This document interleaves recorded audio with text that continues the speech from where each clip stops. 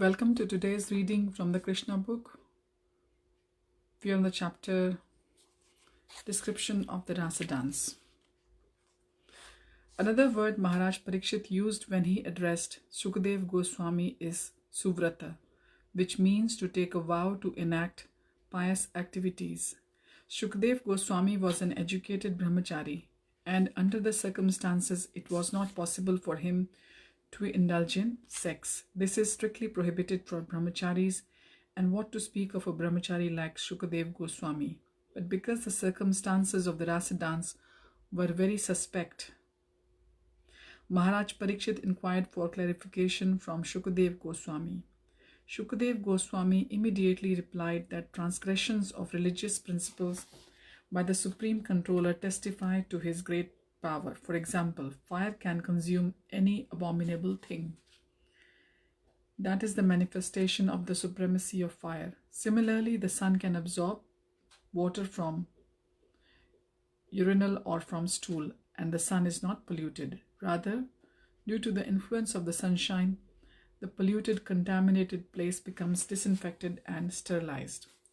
One may also argue that since Krishna is the supreme authority, his activities should be followed.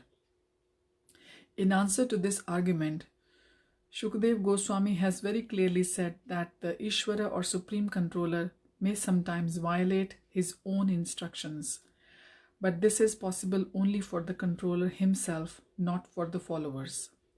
Unusual and uncommon activities by the controller can never be imitated.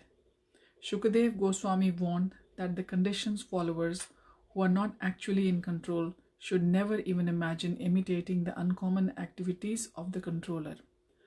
A Mayavadi philosopher may falsely claim to be God or Krishna, but he cannot actually act like Krishna. He can persuade his followers to falsely imitate the Rasa dance, but he is unable to lift Govardhan hill. We may have experiences in the past of Mayavadi rascals who delude their followers by posing themselves as Krishna in order to enjoy Ras Leela. In many instances, they were checked by the government, arrested and punished. In Orissa, Thakur Bhaktivinoda punished a so-called incarnation of Vishnu who was imitating the Ras Leela with young girls.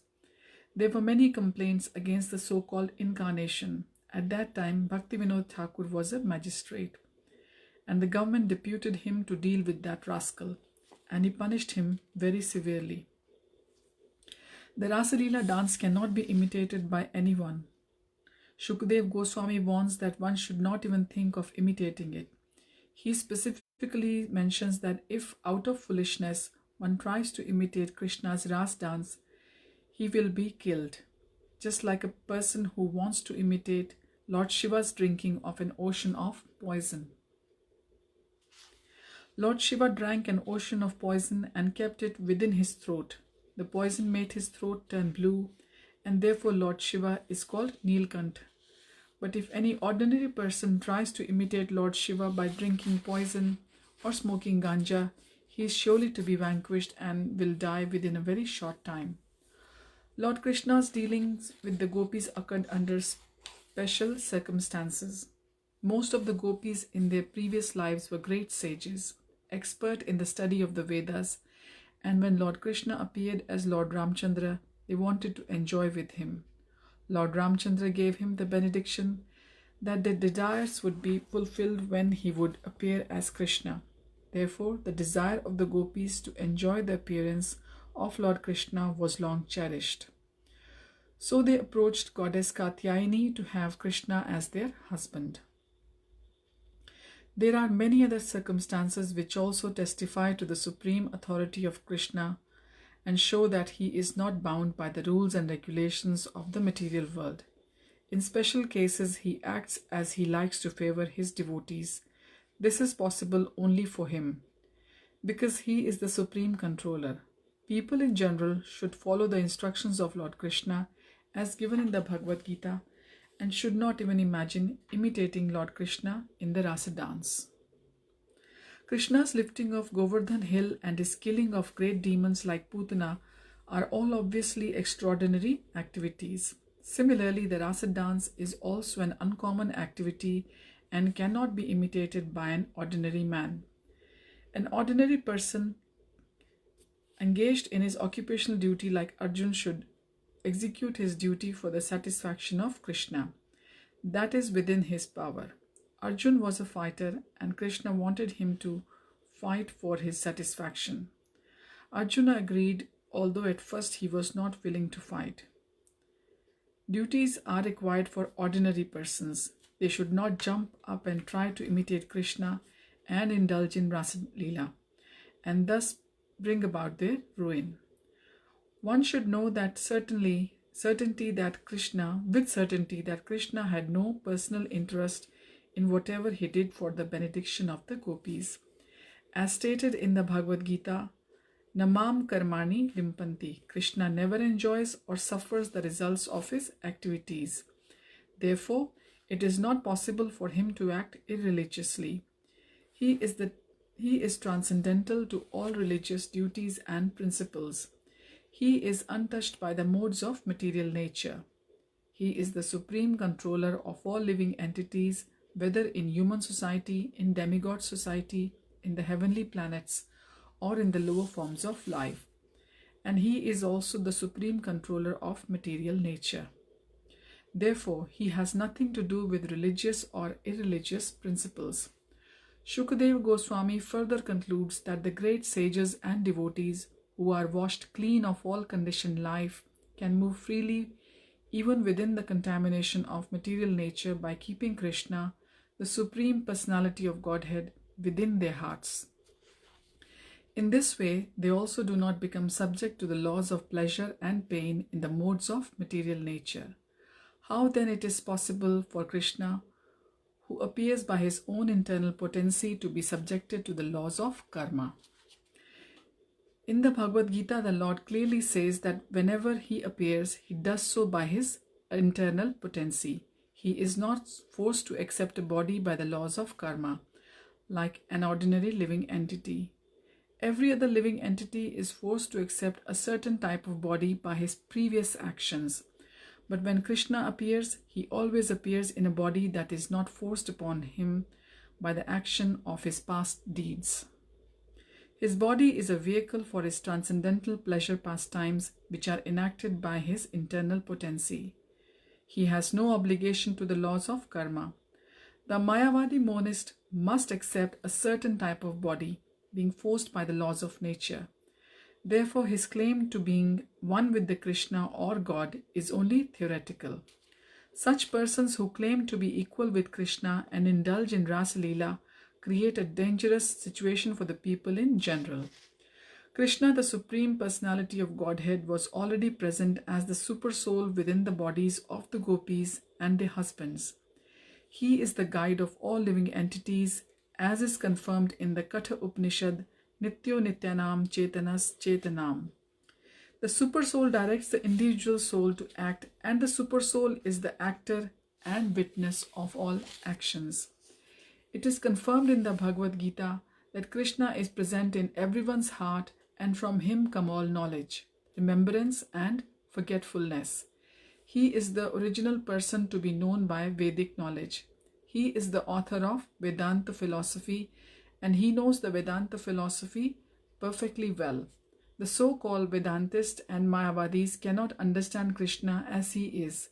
They simply mislead their followers by imitating the actions of Krishna in an unauthorized way. Krishna, the super soul of everyone, is already within the body of everyone.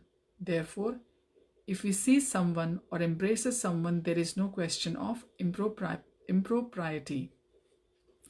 Some ask that if Krishna is self-sufficient, why did he at all manifest the pastimes with the gopis, which are disturbing to the so-called moralists of this world, that is, us lot?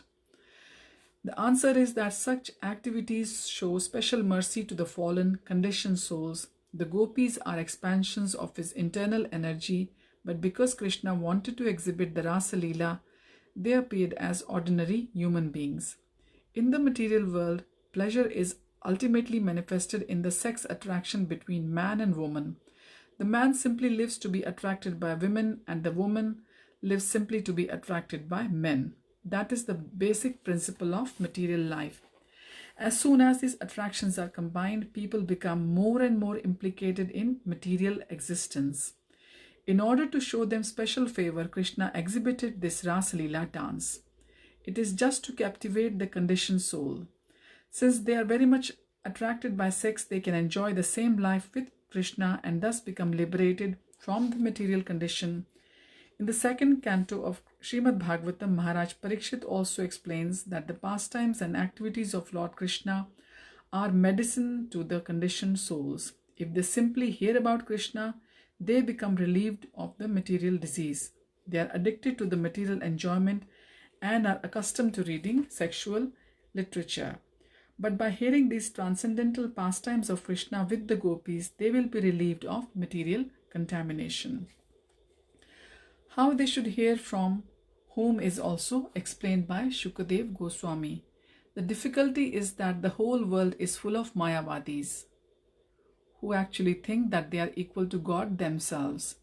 And when they become professional reciters of Srimad Bhagavatam, and when people without knowing the effect of the Mayavad philosophy hear from such persons, they become confused. Discussion of the Ras Leela among people in general is not recommended because they are affected by the Mayavad philosophy. But if one who is advanced explains and people hear from him, certainly the hearers will be gradually elevated to the position of Krishna consciousness and liberated from materially contaminated life. Another important point is that none of the gopis who danced with Krishna were in their material bodies. They danced with Krishna in their spiritual bodies. All the husbands thought that their wives were sleeping by their sides. The so-called husbands of the gopis were already enamored with the influence of the external energy of Krishna. So by dint of this very energy, when they could understand that wives had gone to dance with Krishna, when they could not understand that their wives had gone to dance with Krishna, what then is the basis of accusing Krishna of dancing with other wives? The bodies of the gopis, which were their husbands, were lying in their bed, but the spiritual part and parcels of Krishna were dancing with him. Krishna is the Supreme Person, the whole spirit, and he danced with the spiritual bodies of the gopis. There is therefore no reason to accuse Krishna in any way. After the Rasa dance was over, the night, which is the night of Brahma, a very long period as mentioned in Bhagavad Gita, turned into the Brahma Muhurat. The Brahma Muhurat takes place about 1.5 hours before sunrise. It is recommended that one should rise from bed at that time and after finishing daily ablutions, take to spiritual activities by performing Mangala Aarti and chanting the Hare Krishna Mahamantra. This period is very convenient for the execution of spiritual activities. When the auspicious moment arrived, Krishna asked the gopis to leave. Although his beloveds were not willing to quit his company, they were very obedient to him. As soon as Krishna asked them to go home, they immediately left and returned home. Shukadeva Goswami concludes that this episode of the Ras Leela by pointing out that if a person hears from the right source about the pastimes of Krishna, who is Vishnu himself, and the gopis who are expansions of his energy, then he will be relieved of most dangerous type of disease, namely lust. In other words, one who actually hears the Rasa Leela will become completely free from the lusty desire of sex life and elevated to the high life of spiritual understanding. Generally, because they hear the Ras Leela from the Mayavadis and they themselves are Mayavadis, people become more and more implicated in such life. The conditioned soul should hear the Ras Leela dance from a authorized spiritual master and be trained by him so that he can understand the whole situation. Thus one can be elevated to the highest standard of spiritual life.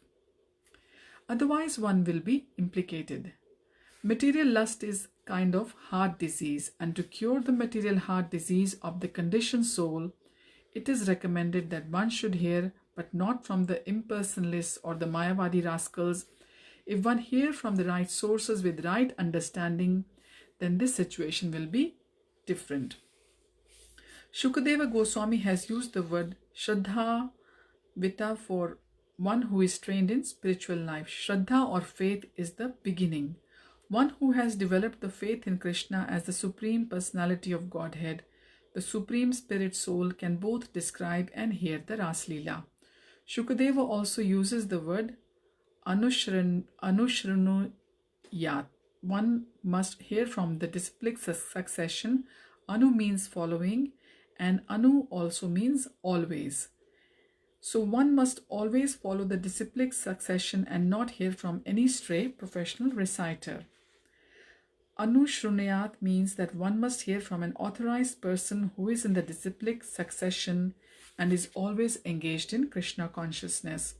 When a person hears the Ras Leela in this way, the effect will be sure. He will be elevated to the highest position of spiritual life.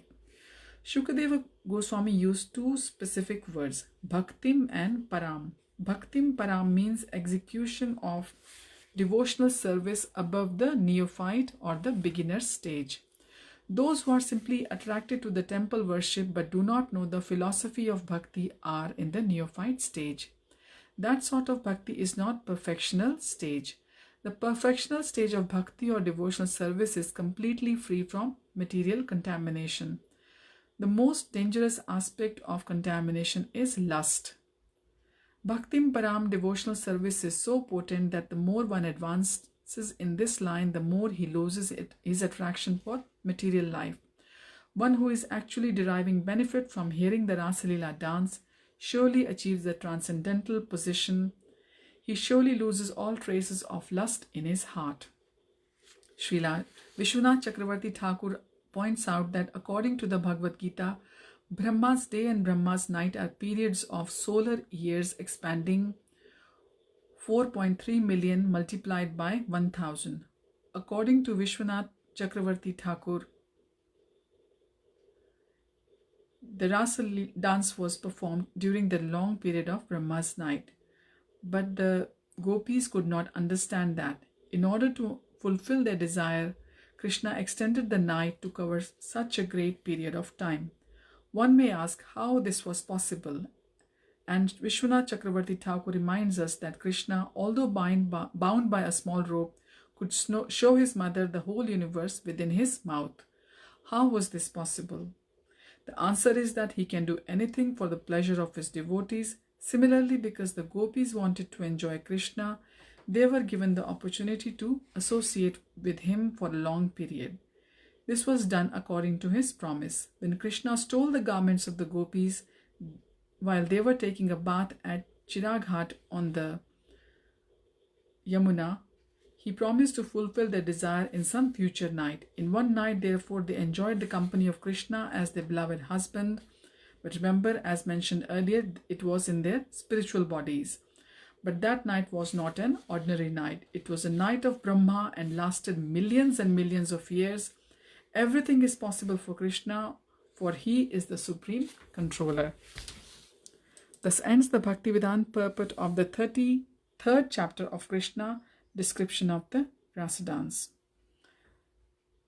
So I can't say much about this because this is a very elevated topic, as you've heard. So one thing I've understood clearly is that the gopis were dancing with Shri Krishna when Krishna was in his spiritual the gopis were in the spiritual bodies. Their material bodies were left by the side of their husbands at their homes. So the gopis were dancing in their spiritual form with Sri Krishna, and it didn't last for one night. It lasted actually for the night equivalent to the night of Lord Brahma, which is a very, very long period when we compare to our earthly nights. So, in other words, what I can understand is that Krishna made the time stand still in Vrindavan when this Ras Leela was going on. So, I will join you all again tomorrow with another chapter. I would like to thank Shamita and Narayan Keshav Prabhu for joining me in this reading. I'll see you all tomorrow. Hare Krishna.